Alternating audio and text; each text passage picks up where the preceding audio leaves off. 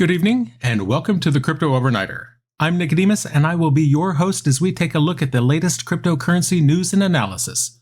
So sit back, relax, and let's get started. And remember, none of this is financial advice. And it's 10 p.m. Pacific time on Monday, July 17th, 2023. Welcome back to the Crypto Overnighter, where we have no sponsors, no hidden agendas, and no BS. But we do have the news, and we're going to get to that. First, though, make sure you've entered this month's hardware wallet contest. Just subscribe to the YouTube channel, have a US mailing address, and comment on the June 2023 covers video, and then you're in.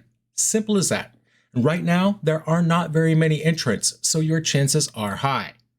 Tonight, we've got a packed lineup for you. We'll be diving into the latest developments from the SEC as they review applications for Bitcoin ETFs from some of the biggest names in the game. We'll also be exploring the crypto boom in the Philippines and what it means for the future of blockchain technology in the country. Then we'll be discussing the ongoing legal battle between Ripple and the SEC and what that means for the future of crypto regulation. We'll also be taking a look at the Financial Stability Board's latest call for stricter crypto rules and what that could mean for the industry. We'll also be discussing the EU's new Data Act rules and how they could impact smart contracts. Finally, we'll be looking at the National Australia Bank's decision to block certain crypto exchanges and what that means for the future of crypto in Australia. The U.S. Securities Exchange Commission rolled up its sleeves and started reviewing the latest applications for Bitcoin exchange-traded funds. And these aren't just any old applications. They're from some of the biggest names in the game. We're talking about Wise Origin, WisdomTree, VanEck, Invesco Galaxy, and ARK21 shares, all under the umbrella of the CBOE. And let's not forget about BlackRock's iShare Bitcoin Trust, which is filed on NASDAQ. Now, here's the thing. The SEC made these documents public last week, inviting everyone to share their thoughts. But the official review process, the real deal, the only one that matters, that only kicks off when these filings make their way into the Federal Register. So we're still in the early stages here. What does all this mean for crypto? Well, it is a big deal. The SEC's move to review these applications is a significant step toward making Bitcoin more accessible to the mainstream. It's like the government is finally acknowledging the power and potential of crypto.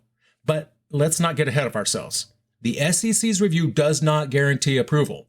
We've seen them turn down plenty of good applications before. It's just the start of the process, a process that could lead to more transparency, more regulation, and hopefully more trust in the world of crypto. But here's the kicker. Last week, shares of Coinbase shot up by 16%. Why? Well, it seems like they struck a deal with the CBOE's BZX exchange to keep an eye on these 5 ETF applications. They're going to be in the surveillance sharing business with those ETFs.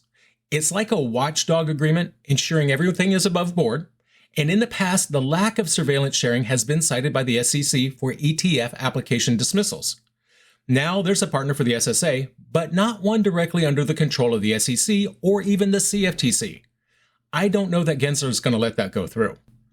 I think the SEC is going to want a surveillance partner that the SEC regulates directly, so they can maintain control. So what's the takeaway here? It's simple. The world of crypto is gaining recognition, but with this recognition comes scrutiny, and that's not necessarily a bad thing. It's a sign that cryptocurrencies are becoming a part of the mainstream financial landscape, the road to boring. And the road to boring is something to be excited about. And speaking of crypto adoption, let's take a quick trip to the Philippines. But before you do, don't forget to hit that like button, subscribe to our channel, and ring that bell so you never miss an update. Let's talk about the Philippines. They're a country that's ripe for crypto and blockchain adoption. Donald Lim is the founder of the Blockchain Council of the Philippines. Lim believes the country has all the elements needed for these technologies to thrive. The Philippines is a young nation with a median age of 25, and it's known for its quick adaptation to new technology. Remember Axie Infinity, the play-to-earn blockchain game? It became a sensation in the Philippines. 40% of its player base came from that tiny developing nation.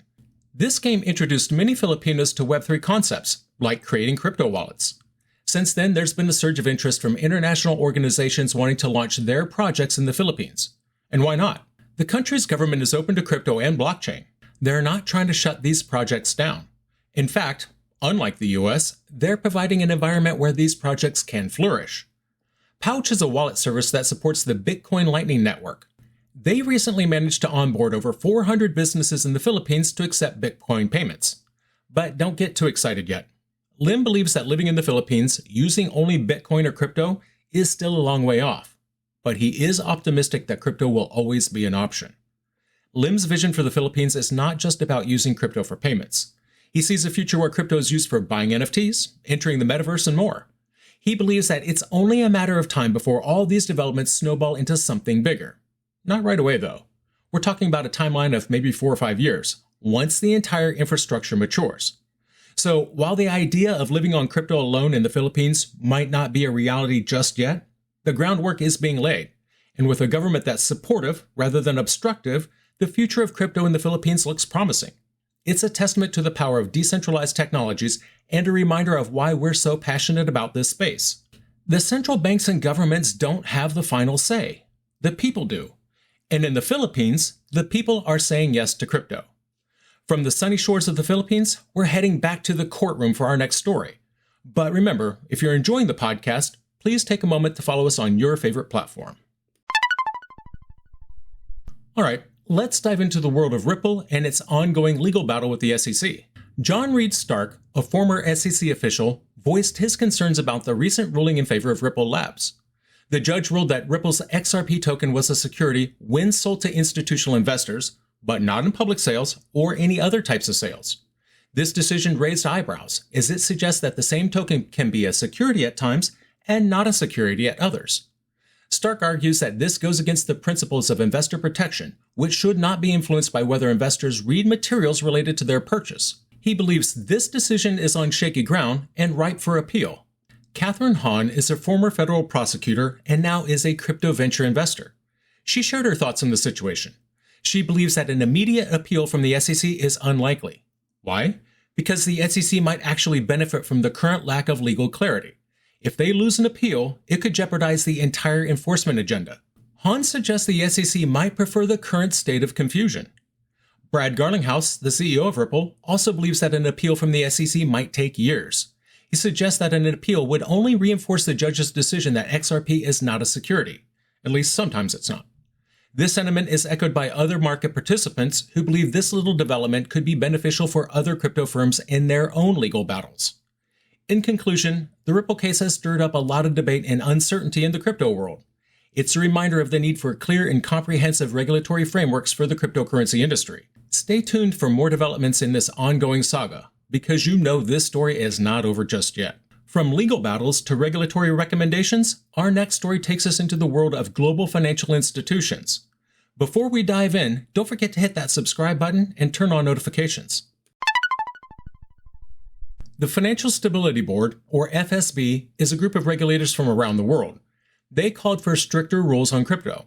This comes after a year of turbulence and allegations of misconduct in the crypto world. The FSB wants to ensure that crypto clients' assets are safeguarded and conflicts of interest are avoided.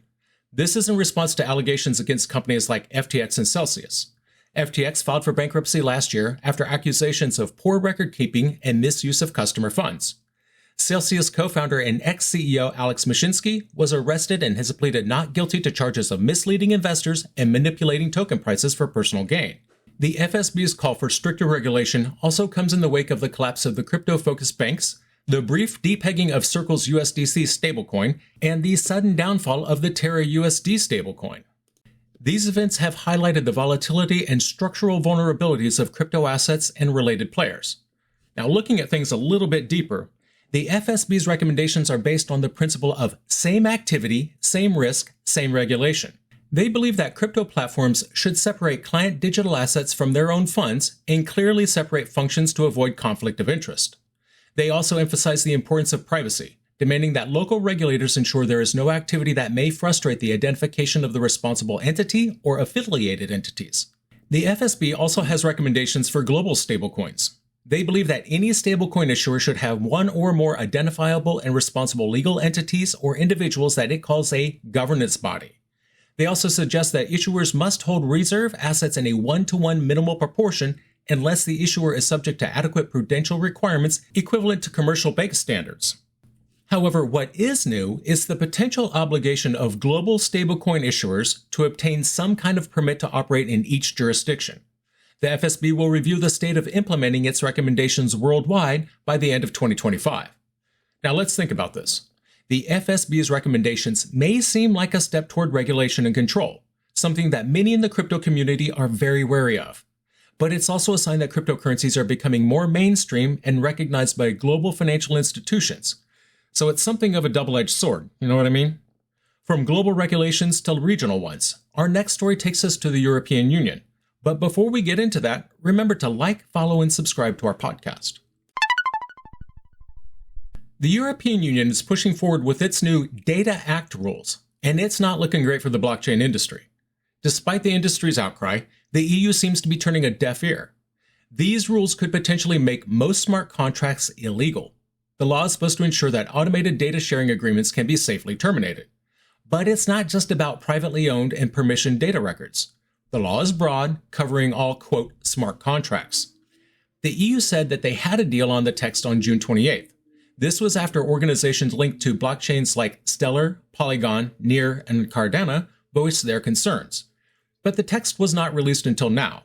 The law still refers to smart contracts and not digital contracts as the industry wanted. It also puts duties on vendors of these automated programs. This could mean a, quote, perpetual and limitless responsibility in decentralized cases where there is no single seller. The law has been updated since the original proposals in February 2022. It now clarifies that the rules only apply to programs that are used for, quote, automated execution of data sharing agreements. These might be for smart devices like connected cars and fridges.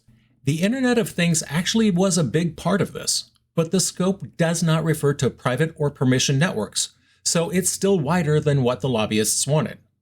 The text was circulated privately to the bloc's member governments by Spain, which is currently chairing talks. The law was, quote, updated according to the provisional political agreement reached at the June 27th meeting. They said that they'll come to an agreement on all political issues and successfully close those negotiations with lawmakers at the European Parliament. But here's the thing. To pass into law, this text must be formally agreed by the Parliament and then by the governments, who meet in a body called the Council of the EU. The folks who signed the June open letter said the plans could prove unworkable, that it could betray the purpose of permissionless networks where nobody's in charge. The Commission denied it would make existing contracts illegal, but we know better, don't we? We've seen how governments and central banks can manipulate the narrative to suit their agenda. So what's the takeaway here? It's clear that the EU's new Data Act rules could pose a significant threat to the blockchain industry. It's another example of how governments and central banks are trying to control and regulate a space that was designed to be decentralized and free from the very beginning. It's a reminder that we need to stay vigilant and fight for the principles that make cryptocurrency and blockchain technology so revolutionary. Now from the corridors of the EU, we're heading down under for our next story. But before we do, don't forget to hit that like button and subscribe to the channel. We're going to talk about the National Australia Bank, or NAB for short. They've recently decided to put up some barriers, specifically against certain cryptocurrency exchanges. Why, you ask? Well, they're citing a high risk of scams as their reason. Now, this isn't just a random decision. The NAB has been working on a bank-wide strategy to combat scams. As part of this strategy, they've put a halt on millions in payments between March and July of 2023. They're also planning to block some cryptocurrency platforms. They claim their aim here is to protect their customers from falling victim to scams. So far, they have not named the specific exchanges that will face the blocks, but they've made it clear that the blocks will affect high-risk platforms where the scams are more prevalent. Chris Sheehan is the bank's executive for group investigations and fraud. He gave us a bit more insight into this. He said these scammers are part of organized transnational crime groups. He believes that they're using cryptocurrency platforms to send stolen funds quickly and often overseas. Now here's my take on it. There's been some chatter that these blocks could affect the Binance crypto exchange. Sheehan himself has hinted at this, saying that the NAB's approach will be consistent with the rest of the industry. It's worth noting that other big Australian banks like Westpac and the Commonwealth Bank have reportedly blocked payments to Binance. NAB is echoing a narrative that's been growing among local banks. They're saying that nearly half the scam funds reported in Australia are linked to crypto. In fact, Australians lost more than $221 million to crypto scams last year. That's a pretty ridiculous amount. The bank claims that 40% of Australians would be okay with slower payments if it meant better protection from scammers. But we have to ask ourselves, is that really protection? Or is it another way for banks to continue to control and limit the freedom that cryptocurrencies offer? Food for thought. So what happened? We started with the SEC's review of Bitcoin ETF applications, a significant step toward mainstream acceptance of Bitcoin and a sign of the evolving world of cryptocurrencies. Then we moved on to the Philippines, where the rapid adoption of crypto and blockchain technologies is paving the way for a promising future. We also discussed the ongoing legal battle between Ripple and the SEC, a case that stirred up a lot of debate and uncertainty in the crypto world. We then looked at the Financial Stability Board's call for stricter crypto rules, a move that signifies the growing recognition of cryptocurrencies by global financial institutions. We also touched on the EU's new Data Act rules, which could pose a significant threat to the blockchain industry, reminding us of the need to stay vigilant and fight for the principles that make cryptocurrency and blockchain technology so revolutionary. Finally, we discussed the National Australia Bank's decision to block certain crypto exchanges, a move that raises questions about the role of banks in the crypto space. And that's going to do it for us tonight. I want to thank you, my listeners, because when you stop listening, I will stop talking. If you enjoyed tonight's show, then please like, follow, subscribe, leave a rating, or maybe a review. And in the meantime, we'll see you tomorrow night.